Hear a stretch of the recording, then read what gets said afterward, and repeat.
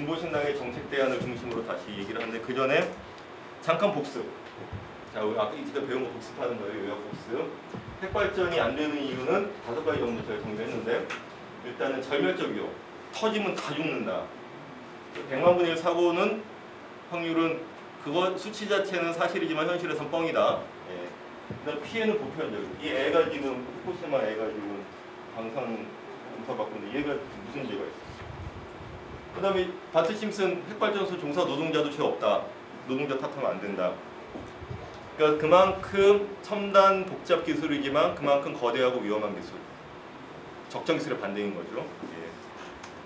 두 번째는 계급과 불평등의 문제다. 누군가의 성장과 편안을 위해서 취약 지역과 집단의 희생이 일어나죠. 그 지역 간 불평등은 아까 얘기했던 그 미량 765kV 문제, 그 다음에 뭐 고리 월성 사실 핵발전소 한국도 주변에 여중생들이 우리 이제 애나 개나 이런 얘기 자기들 스무스무하고 그 다음에 후쿠시마에서 중유 피난 한 20만 명이 피난을 갔는데 피난 가서 끝이 아니라 애들이 이제 왕따를 당한다는 거죠. 사고다 핵발전소 사고 난 데서 안 놀아요. 그 다음에 투입되는 노동자들 하청 노동자 한국도 하청 비율이 저기 KPC 이런 데랑 그 협력 업체들 점점 늘어나고 있고 하청 업체들 늘어나고 있고 근데 후쿠시마는 진짜 심해서 거기에 실제로 그냥 핵 마피아가 아니라 야쿠자가 개입이 됐어요. 그 인력 그 단순 인력들 이렇게 그 인력 시장에서 충원하고 이 사람들 이제 생활이 불편하거나 뭐 모르고 이제 끌려가고 그런 사람들이 거죠.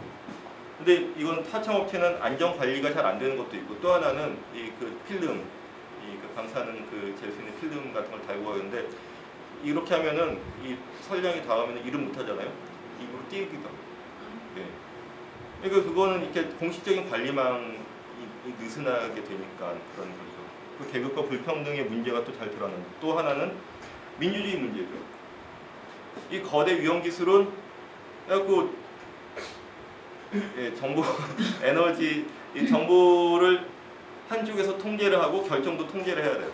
무식한 국민들은 설명해도 모르고요. 알 필요도 없습니다. 우리끼리 잘할게요 하면서 하는 게 사실은 핵발전 전문가라는 게 전문가냐면 그것도 전문가 들어서 들으시든지 모르겠어요.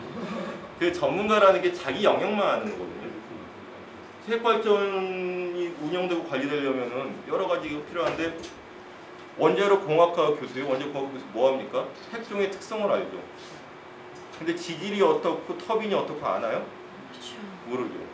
터빈 만든 사람은 그것만 아는 거예요. 냉각장치만 아는 거고 지질을 안 만지는 그것만 아는 거예요. 근데 이 사람들이 다 모았고 우리는 전문가들이니까 우리한테 믿어달라고 얘기했는데 그래서 저는 핵 관련 토론에 나가갖고는 환경단체 사람들이 무의식적으로 저는 전문가가 아니라서 이런 얘기하는데 그런 얘기 절대로 쓰지 말라. 그 다음에 이렇게 중요한 문제면 국민들부터 알 정도로 정보를 공개하고 쉬운 말로 설명을 하고 같이 결정을 해야 되는 거잖아요. 그런 점에서도 이거는 진짜 핵발전이야말로 민주주의 문제인 거고 그 다음에 전기를 쓰는 사람, 만드는 사람, 결정하는 사람이 다 다르다는 거. 예, 그렇죠. 이 옆에는 이와이시마라고 그 29년 동안 핵발전소 건설 저지 투쟁을 해왔어요. 막아내고 있어요. 예. 징하게 싸워야 되는데.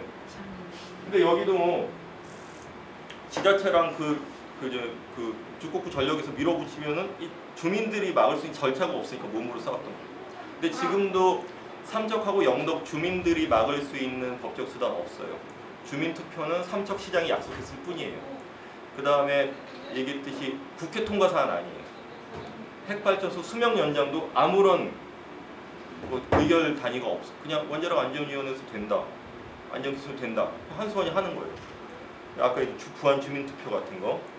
그래서 통제와 독재가 불가피하고 저는 연구를 더 해봐야겠지만 세계적으로도 핵발전 비중이 높을수록 정보 통제나 독재의 여지가 많다고 저는 생각을 하고 왜냐면 그게 생기는 순간 또 게다가 이건 테러나 전쟁과 결부가 되는 거잖아요. 북한도 핵 개발을 하면서 더 체제와 정치 스타일이 경성화되지 않았나라고 저는 심증을 갖고 있어요. 그 다음에 문명과 윤리의 문제가 있습니다. 그 플루토늄 반감기 아까 24,000년이라고 그랬잖아요. 그 폐기물 핵의 악몽이라는 또는 영원한 봉인 이런 다큐멘터리 제목인데 그런 것들은 거기서 나오는 게 뭐냐면은 이 재처리를 해도요 남은 방사능 물질이 쌓여 있어요. 소련의 노천에 쌓여 있습니다. 러시아의 노천에. 근데 재처리되면은 사이클 자체 말 장난인데 계속 쓸 수 있어 없어지는 것 같지만은 쓸 수 있는 것도 요만큼이고 그걸 쓰게 하기 위해서 에너지랑 비용이 더 들어가고 남은 폐기물은 저기 계속 나와 이런 거거든요. 그 다음에 영원한 봉인 이런 데서 나오는 게 그래갖고 지금 세계적으로 고준위 폐기장 경주에 짓고 있는 그나마 다 못 짓겠지만 사용도 못할 텐데 중저준위는 핵발전소에서 쓰고 남은 방호복 방사능이 그 저준위지만 묻어 있죠. 뭐 공구 이런 것들을 드럼통으로 저장하는 건데 고준위 폐기물로 사용 핵연료입니다. 우라늄, 플루토늄 이거예요. 방사능이 굉장히 높죠. 근데 세계에서 고준위 폐기장은 지금 몇 곳? 0곳. 만들어서 쓰고 있는 데가 한 군데도 없어요. 독일에서 한 군데 쓰고 있다가 이거 물새 갖고 다시 꺼내고 있어요. 그래갖고 그 지금 독일, 프랑스, 스웨덴 이런 데서 하고 있는 게 그 지하 안반을 500m, 1000m 뚫어서 몇만 년 동안 변함이 없다 안정된 안반 뚫어갖고선 그 동굴에다가 이제 사용 해결료를 넣으려고 하고 있어요. 근데 기술적으로는 될 것 같기도 한데 과학자들이 논쟁을 합니다. 그게 다큐멘터리 나오는 대목이에요. 이게 25,000원 10만 년을 가야 되는데 어떻게 표시를 하지? 어떤 나라 말로 간판을 세우지? 어떤 재질로 세우지? 영어가 몇 년 됐죠? 또 뭐 티타늄 합금으로 간판을 세우면 남아있을까요? 풍화작용은 견딜까요? 게다가 25,000년, 10만 년 뒤면은 인류가 없고 외계 생명체가 올 수도 있는데 그 사람들은 어떻게 그 생명체한테는 어떻게 전하지? 해골 빠지를 그러는다고 알까? 궁금해서도 파보지 않을까? 그래갖고 대안이 두 가지입니다. 그나마 하나는 우리가 알고 있는 가장 큰 구조물 피라미드 같은 걸 세워서 여하튼 알 수 있게 뭔가를 잘 보이게 해놓자. 다른 대안은 아무것도 흔적을 남기지 마. 모르고 10만 년 지나가도록. 그래서 이게 토목공학 내지 원자 공학의 문제라고 생각하지만 문명론 내지 윤리적인 문제라는 것이죠. 게다가 이거는 그뿐만 아니라 이 계속 거기도 여기도 전기가 필요해요. 관리할 때 사람이 관리를 해줘야 되는데 근데 국가부도 스타트가 나거나 전쟁이 나거나 그리고 무슨 사고가 날지 알 수가 없는 거죠. 그다음 다섯 번째는 경제성의 문제. 값싸지도 기후변화 제한도 못 된다는 공공연한 진실. 예.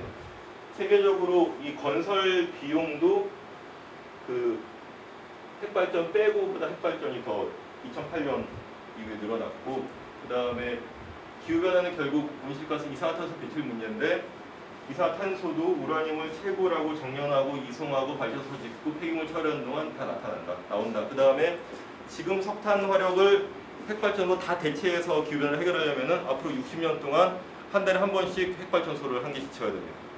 이제 그 50년 동안 지은 게 450개인데 이것도 폐기해야 되는 거예요. 안 되는 거예요. 얘는 2012년부터 이제 준비를 해야 되죠. 2030년 탈핵 한국이 진보신당 당론인데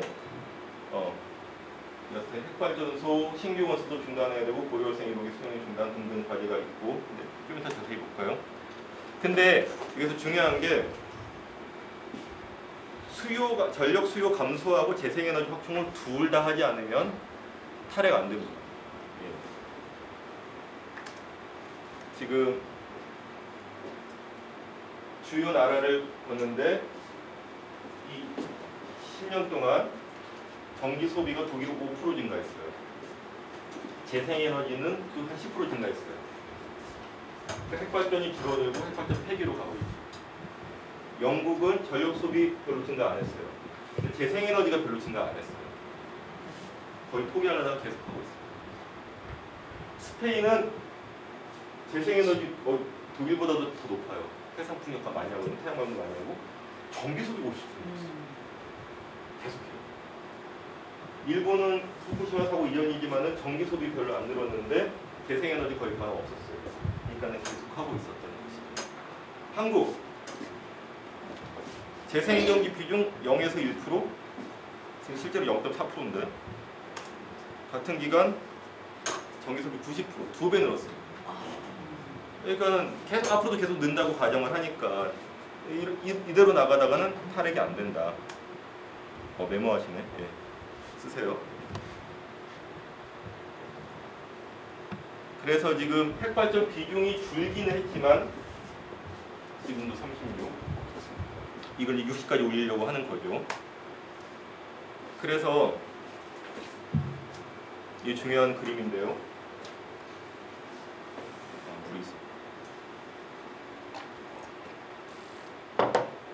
제가 그린 그림입니다. 이제까지 막 그 탈핵 얘기 많이 했는데 이게 일목요연하게 나온 게 없어갖고 여러 가지 종합해서 이런 그림인 것 같다 해서 그렸더니 그래서 보여줬더니 잘 그렸대요. 그래서 이게 그 에너지 기후정책연구소 기획 탈핵이라는 책의 실력도 환경단체들도 이 그림을 기준으로 사용을 하고 있습니다. 저는 셰플러 박사처럼 이것도 저작권을 주장 안 해요. 현재 에너지 믹스가 이렇습니다. 폐기 30%, 재생에너지가 그렇게 안 많아요. 폰트 크기 때문에 썼을 뿐이고 실제로 요만큼 화석에너지가 60%좀 넘죠. 근데 원전 핵발전 하는데 이거를 갖고 야 핵발전 안 하면은 원시 시대로 돌아갈래?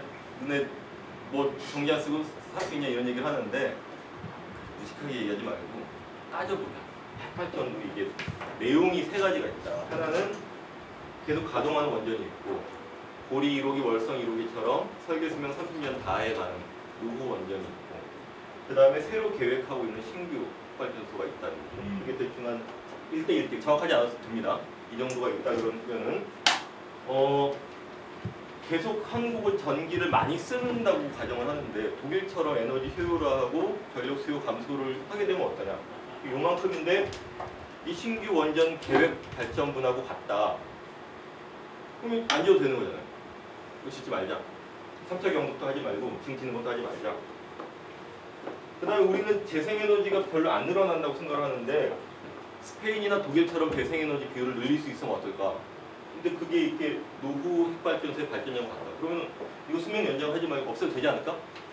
사회적으로 합의가 되겠죠. 그럼 요만큼 가동은 요만큼. 그 다음에 이것도 점점 재생에너지 늘어나면은 더 없애자 독일처럼.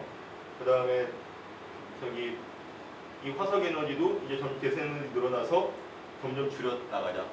이게 시나리오가 되겠죠 대충. 그럴듯해요? 그림 자체 그럴듯해요? 그림은요? 그죠? 근데 이게 되냐 이게 되냐는 따져봐야 되는 거예요. 그림 자체가 그럴듯하면 이제 얘기가 시작될 수 있는 거예요. 너네들 원시대로 돌아갈래 하는 사람들한테 아이 좀 일단 보세요. 이렇게 좀 한번 해볼 수 있지 않을까라고 얘기를 할 수 있는 거고 그 다음에 아까 독일은 32년으로 아무 근거 없이 정했잖아요. 우리는 몇 년으로 할지를 정해야 되는데 지금 단계적으로 가동 수명 30년을 기준으로 할 때 물론 그 이후에 지은 핵발전소는 수명이 50년 넘지만 우라늄 가격도 비싸지는데 30년을 해보자. 그러면은 가동 연도로 기준으로 할 때 2035년 이후에는 한 기밖에 안 남았어요. 2030년 5개 남았어요. 그거 하나씩 가동 중단해갖고 그 다음에 에너지 효율화하고 재생에너지를 연차적으로 점검을 해서 더 그 효과가 된다고 본다. 그러면은 이 5개 뭐하러 두냐 이거. 30년 땡겨보자. 그래갖고 2030년으로 탈핵을 실현해보자라고 사회적 합의로 우리가 제안을 하는 거죠. 그랬더니 대충 34개가 나오더라고요. 2030년까지 에너지 소비를 30% 감소하고 전력을 30% 재생에너지로 하고 탈핵을 하고 그러면서 온실가스도 30% 감축을 하자. 근데 아까 얘기했듯이 에너지 수요 감소가 정말 되느냐 따져봐야 되는 건데 이거 굉장히 중요한 그래프입니다. 에너지 소비와 경제 성장이 같이 간다는 게 보통 상식이잖아요. 근데 같이 안 간다는 거예요. 근데 그게 국민소득 10,000에서 15,000불 사이에 이 디커플링이 일어난다고 얘기합니다.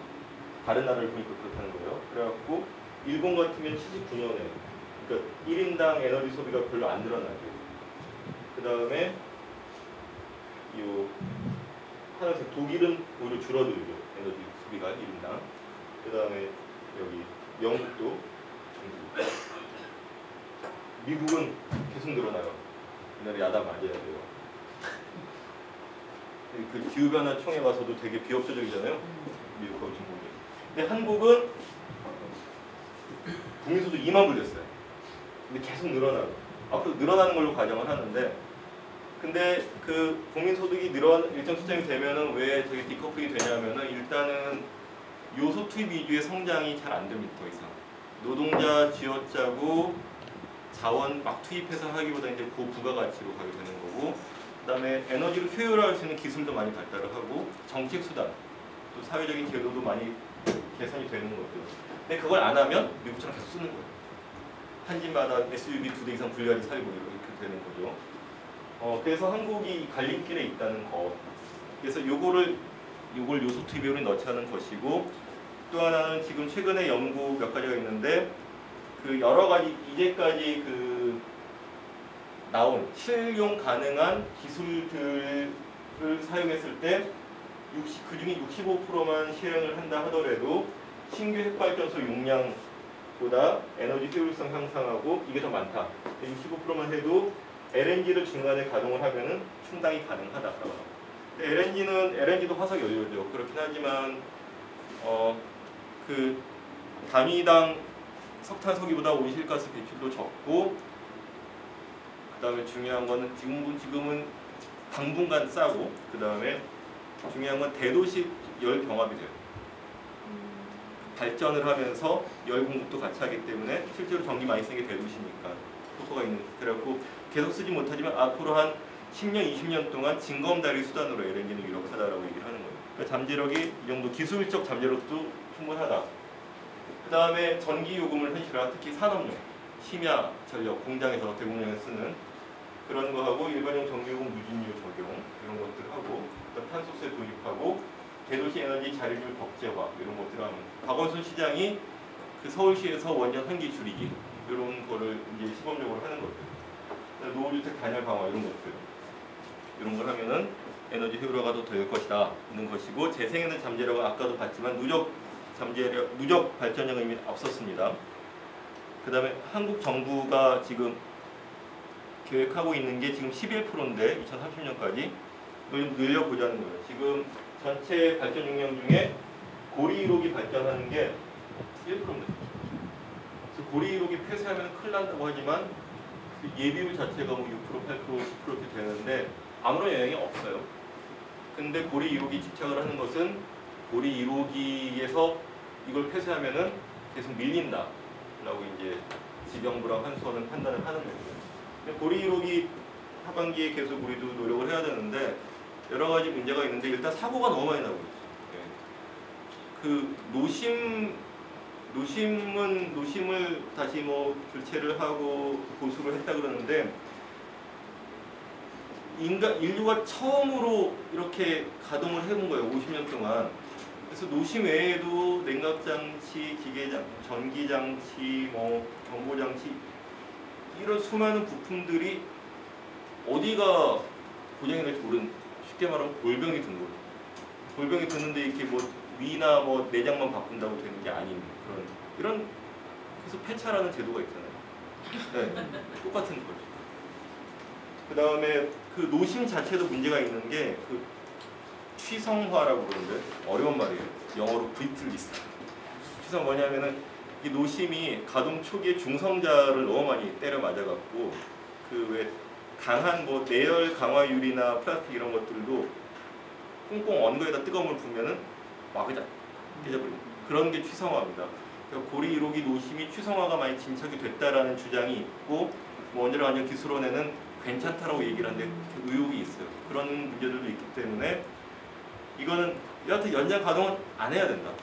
네, 지금 분명한 것이고요. 그 다음에 여하튼 이 정도인데 국가 기본 계획 검토만 했던 거예요. 11% 됐는데 여기서 검토했던 것도 잠재력이 이 정도 된다는 겁니다. 상승력, 태양광 이런 것들. 근데 뭐 이게 다 나오는 건 아니에요. 왜냐하면은 그 태양광은 100으로 용량이 100으로 치면은 해가 없을 때는 안 되잖아요. 근데 흐릴 때 안 되고. 그래갖고 100이면은 15% 정도를 효율을 봅니다. 그다음 풍력은 한 25% 정도, 해상 풍력은.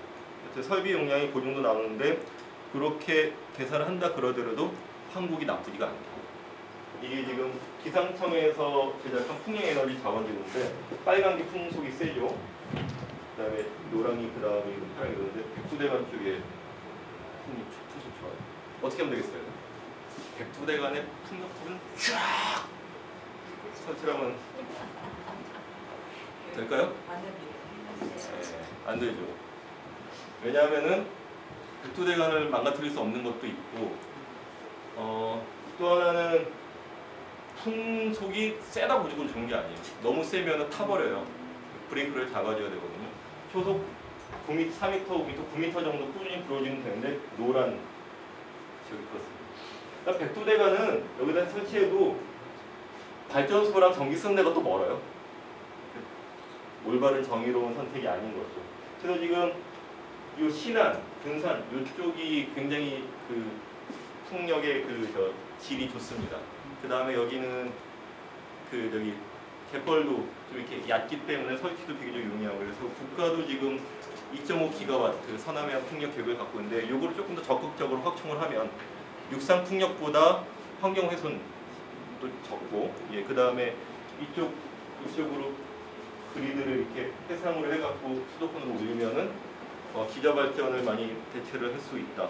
물론 수도권에서 전기를 덜 쓰는 것도 되어야 되는 것이고, 태양광입니다. 이게 전국에 이건 일사량 1조 시간인데 일사량이 서울에 안 줘요. 왜 안 좋죠? 대기 오염 때문에. 그 다음에 1조량은 이쪽이 대구 이쪽이. 근데 전국 어디나 독일보다 다 좋아요. 독일은 이 벽면, 수평 이런 데 온갖 태양광을 하는데 한국이 독일보다 훨씬 좋은데 못할 이유가 없는 거죠. 그리고 존 번이라고 미국 델러웨어 교수, 한국 에너지 열심히 연구한 교수가 있는데 이 사람이 이게 서울에 있는 지붕, 서울에 있는 쓸 수 있는 지붕만 다 써도 서울에 쓰는 전기의 30% 정도를 충당할 수 있다. 이런 계산을 하고 있죠. 그래서 계산을 쭉 보면은 한국이 2010년 총 전력 소비량 42만 기가와트. 근데 이거를 태양광으로 충당하면은 전국토에 뭐 몇 배를 덮어도 안 된다는 주장을 하는 사람이 그게 언론에 보도된 적이 있는데 한국 태양광 협회에서 계산한 건 달라요. 태양광 산업협회는 자기가 보급을 해서 산업이 육성이 되기 때문에 리얼한 그런 통계를 제시를 합니다. 보수적으로 통계를 제시를 하는데 여기서는 전체를 태양광 충당할 때 15% 이용을 할 때 남한 면적이 6.4%면 된다. 근데 6.4% 만만치 않죠. 엄청 큰 거예요. 쓸 수 있는 게 다 있는 거 아니고. 그렇지만은 10%를 담당하면 0.64%. 새만금 간척지에 1.5배면 된다. 그러니까 10%를 목표로 하는 건 충분히 현실적인 거죠. 그 다음에 육상풍력보다 서남해안의 해상풍력을 중심으로 그 목표 설정을 하고, 태양광은 대도시. 그러니까 아까 얘기했듯이 그 봄, 여름, 가을, 겨울 전력 피크 때 실제로 많이 쓰는 시간은 딱 사무실 출근해서 에어컨을 켜거나 여름에 겨울에 난방기를 켜는 시간. 밥 먹으러 가는 시간은 괜찮고 퇴근하기 전. 근데 이게 뭐냐면 해가 떠서 태양광 발전이 시작된 시간 일치를 하는 거예요. 그래서 그만큼 하면은 쓰는 대도시에서 바로 지역 에너지로 대체를 할 수 있는 거죠. 기타 재생에너지를 충당을 하면은 목표를 2030년 전공돈 11.3%. 이거는 정부 정책 의지가 없어도 민간 업체들이 하는 걸로도 충분히 달성이 됐는데 이거를 30%까지. 그 다음에 그러면은 이제 지역 고용 창출 이런 효과도 있다는 것이고요. 거의 1시간만 돼가고 있어요. 거의 다 끝나갑니다. 제도적으로는 그 발전 차익 지원제도 제도 RPS에서 적용을 하자. 이게 뭐냐면은 피드인 타리프라 그래갖고 당장은 태양광이나 풍력 그 발전 단가가 석탄이나 핵발전보다는 비싸거든요. 그 차액만큼을 한전에서 사주는 게 발전 차익 지원제도예요. 근데 이거가 정부가 기금을 조성하고 관리해야 되니까는 귀찮고 부담되는 거예요. 작은 정부 해야 되는데. 또 하나는 RPS는 리뉴어블 포트폴리오 스탠다드. 재생에너지의 비중을 기준을 정하는 겁니다. 그러니까 지금 발전사, 한수원, 남동발전, 동서발전, 동서발 이런 데에서 너네들이 발전하는 것 중에 5%를 재생에너지로 해라 의무적으로 그렇게 하는 거예요. 근데 이거 RPS가 좋은 게 뭐냐면 정부 돈이 안 들어가고요. 두 번째는 그러면 재생에너지 비율이 자동으로 올라가요. 목표 달성이 쉽죠. 대신에 그럼 어떻게 되냐면은 PDA 발전차익 지원제도로 민간 동네 태양광 발전이 막 많이 됐었는데 이게 이제 올해 끊겼거든요. 급속히 위축됐습니다. 대신에 발전했을 때 대규모로 해요. 태양광을 해도 야산 쫙 밀고 동서화 발전 RPS 태양광 발전하고 그 다음에 가로림만 조력, 강화 조력 이게 다 RPS를 하는 겁니다. 그러니까 당장에 적은 돈으로 효과를 진짜 적은 돈인지 따져봐야겠지만 효과를 낼 수 있는 것들을 이렇게 하는 거예요. 똑같이 동네 에너지가 아니라 거대 에너지, 원거리 에너지, 고용량 에너지가 되는 거예요. 그래서 RPS는 해상 풍력 같은 거를 계속 두고 그 발전차익 지원 제도를 더 도입을 해서 더 오히려 확대를 하자. 그게 이제 제도 개선 사항인 거죠. 그 다음에 마침 LNG 저 사회인 가스전에서 북한 통과하에서 이렇게 오는 이런 에너지 협력이 재작년 작년에 얘기가 나오다가 좀 잠잠한데 이런 건 북한에 퍼줘도 되는 거죠. 관리 잘 해줘라. 대신 우리는 북한의 재생에너지 보급 도와줄게. 북한이요 역설적인데 너무너무 전력 사정이 안 좋잖아요. 그러다 보니까는 전력 소비량도 무지 적어요. 왜 밤에 인공위성 사진 보면은 남한은 번쩍번쩍하는데 북한은 평양만 이만큼 있는. 그렇기 때문에 오히려 동네 재생에너지 중심으로 지금부터 자리를 잡아나기가 쉬운 거죠. 남북 재생에너지 협력을 하자. 그 다음에 남북 동아시아 비핵평화에 중국의 계획된 거 이런 걸 해야 된다는 뜻이죠. 그래서 문제는 의지고 방법은 제도와 운동이다. 그래갖고 독일이 원자력법을 한 것처럼 탈핵 기본법을 만들어서 탈핵 원칙, 경로, 시점 이런 것들을 하고 전력요금 교차 보조라는 거는 그 민간 전력요금을 비싸게 해갖고 산업용으로 보조 이런 거를 없애고 산업용 경부 혜택 폐지하고 이러면은 야간 노동도 줄여줄 수 있다. 에너지 세제 통폐법과 탄소세 도입, 그 다음에 발전차익 지원제도 재도입, 에너지 효율 향상 의무화, 그 다음에 자치체마다 이런 목표치를 하는 것, 에너지 기후 전담부서 신설 이런 것들을 하면 되겠습니다. 그 다음에 마지막으로 중요한 게 독일 같으면은 재생에너지 에너지 효율화로 먹고 사는 집단이 많았다. 근데 한국은 핵마표, 핵카르텔이 아직도 세요.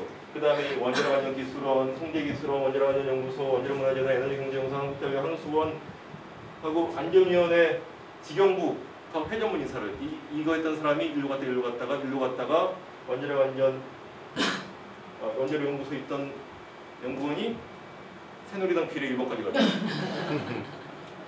이 사람들을 계속 까발리고 비리 문제 계속 일어나기도 할 뿐더러 원자력 문화재단 얘기는 아시죠? 이게 우리가 내는 전기요금 중에 전력산업 기반 기금이라는 걸 모아서 이거를 원자로 홍보에 쓰고 있죠.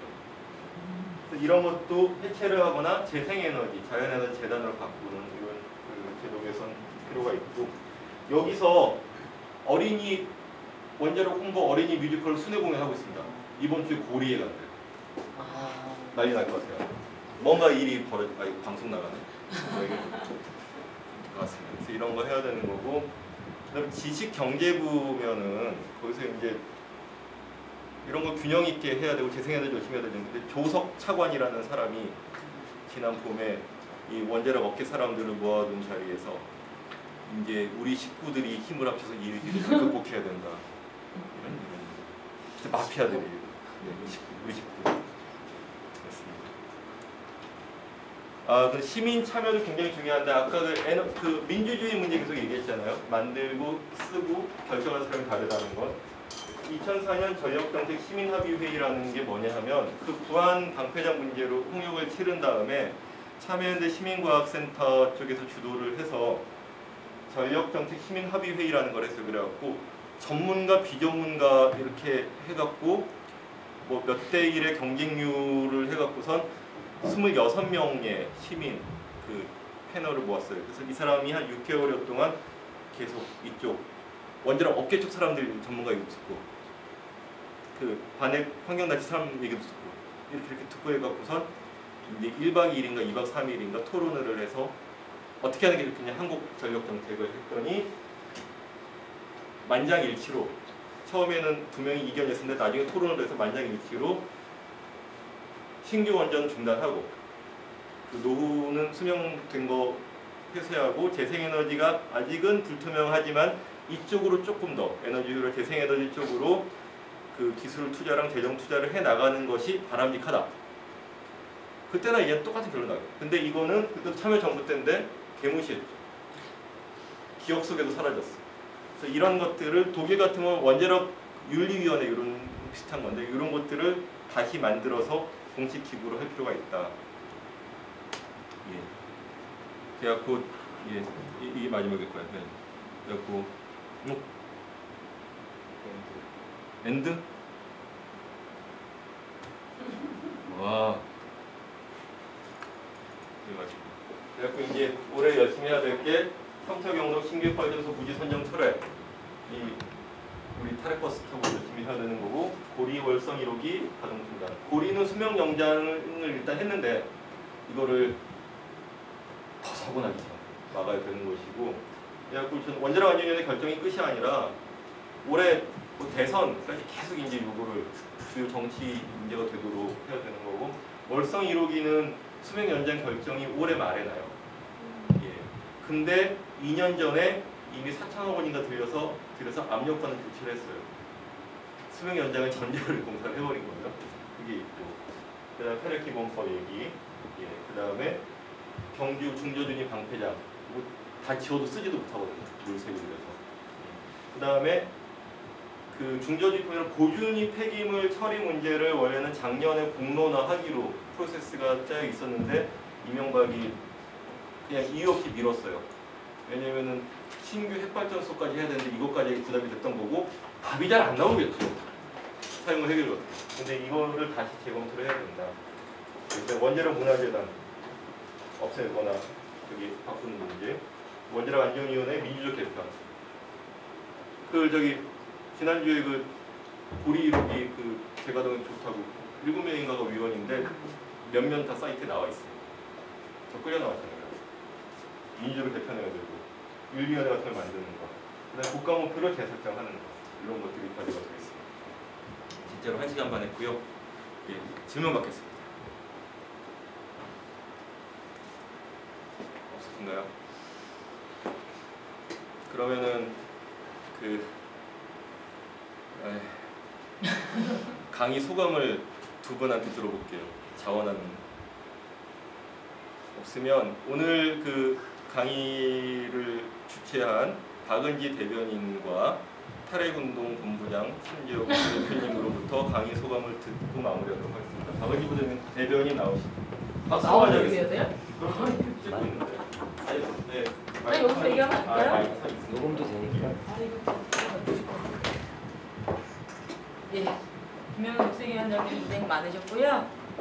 그 강의에 대한 평가는 그 느낌은 짧게 말씀드리면 핵이 나쁘다 정도만 사실 우리 알고 있었지 자세한 내용들 대부분 활동가들이 특별히 이제 녹색 쪽에 관심을 가지지 않는 분들 같은 경우에는 몰랐던 것 같아요. 앞으로 이 얘기와 관련된 교육 일정을 좀 잡고 싶다라는 좀 개인적인 바람이 있고요. 그리고 마이크 든 김에 좀 광고를 드리면 앞으로 정기적으로 1주 또는 2주에 한 번씩 이런 교육을 진행할 계획입니다.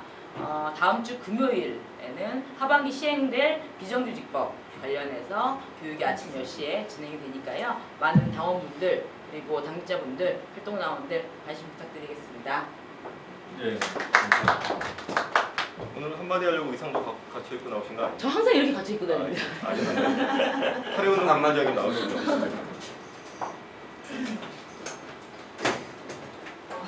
안 거칠고